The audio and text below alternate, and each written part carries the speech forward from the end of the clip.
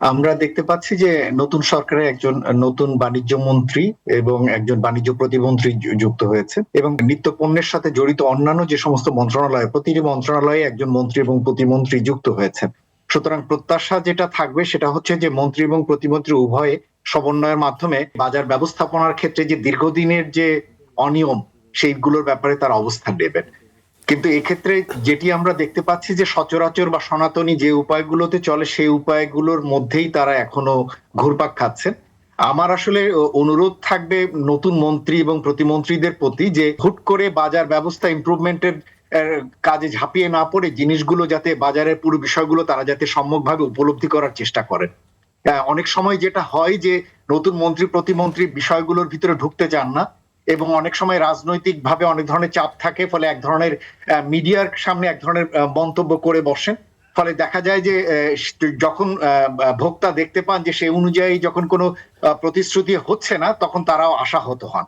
সুতরাং যদি সত্যি নতুন রাজনৈতিক সরকার চান যে এখানে একটি পরিবর্তন আনবেন বাজার ব্যবস্থায় এবং মূল্য ব্যবস্থায় স্থিতিশীলতা আনবেন, তাহলে তাদেরকে ধীরে সুস্থে বাজারের পুরো বিষয়গুলো বোঝা এবং সেই অনুযায়ী আসলে কোন ওষুধে কাজ দেবে সেই অনুযায়ী কাজ করা।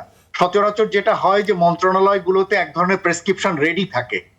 এটা হলো বিদ্যুৎ না থাকলে প্রেসক্রিপশন, এটা হলো রমজানের প্রেসক্রিপশন, এটা হলো ঈদের প্রেসক্রিপশন, এই ধরনের কিছু প্রেসক্রিপশন রেডি থাকে এবং এই প্রেসক্রিপশন গুলোর মধ্যে সচরাচর যেটা থাকে সেটা হলো যে আমদানি করা পণ্য হলে ডিউটি কমিয়ে দেন। ও সমস্যাটা যেটা হয়েছে যে একই প্রেসক্রিপশন বছরের পর বছর ধরে একই প্রেসক্রিপশনে চলছে, অর্থাৎ বাজারে যখনই মূল্য বৃদ্ধির একটা প্রবণতা হয়, যদি এটা আমদানিকৃত পণ্য হয় অমনি বলা হয় ডিউটি কমিয়ে দিতে। ডিউটি কমিয়ে দিলে বলা হয় যে কয়েকদিনের ভিতরে আপনারা বাজারের প্রতিক্রিয়া দেখতে পাবেন। দুর্ভাগ্যবশত যেহেতু আমদানিকারক অল্প কয়েকজন থাকেন, সুতরাং ডিউটি কমিয়ে দিলে তাদের বরঞ্চ মুনাফার পরিমাণটা বাড়ে, সরকারের রাজস্ব হারায়। প্রত্যেকটা পণ্যের ক্ষেত্রে আপনি ধরে ধরে আপনি জানতে পারেন যে আসলে কারা নামে বেনামে আমদানি করে থাকেন। আমরা অনেক আগে একবার একটা গবেষণা করেছিলাম, তখন আমদানিকারকের নাম খুঁজতে গিয়ে দেখি সেখানে প্রচুর নাম, কিন্তু পরে যখন পিছনে সুতা খুঁজতে শুরু করলাম তখন দেখলাম এই এতগুলো নাম আসলে এই যে যারা লাইসেন্সধারী এরা আসলে মূল ৩-৪ জন ব্যক্তি বা সরকারি ভাবে তাদেরকে কেউ যাতে না ধরতে পারে যে তারা সিন্ডিকেট করছে।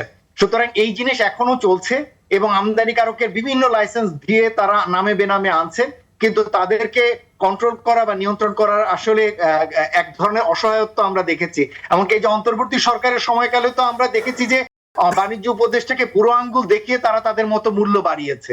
এবং সর্বশেষ যেটা রিপোর্ট হয়েছে যে বন্দরের বাইরে, পতেঙ্গা বন্দরের বাইরে বড় বড় জাহাজগুলো গুদামে পরিণত হয়েছে এবং সেখান থেকে পণ্য খালাস করার জন্য যখন নৌপুলিশ সেখানে গিয়েছে তখন তারা ক্ষতিপূরণ হিসেবে লাখ টাকা দিতে রাজি আছে, কিন্তু তারা পণ্য খালাস করতে রাজি না।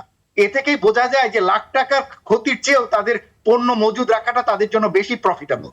সুতরাং এরকম একটা বাজার কাঠামোকে আপনি কিন্তু সহজে নড়াচড়া করতে পারবেন না এবং যদি হাত বুলিয়ে পিঠে হাত বুলিয়ে যদি এখানে চেঞ্জ করতে চান তাও সম্ভব না। এবং এই সমস্ত জায়গায় দৃঢ় অবস্থান নেবার দরকার আছে রাজনৈতিক ভাবে এবং প্রশাসনিক ভাবে।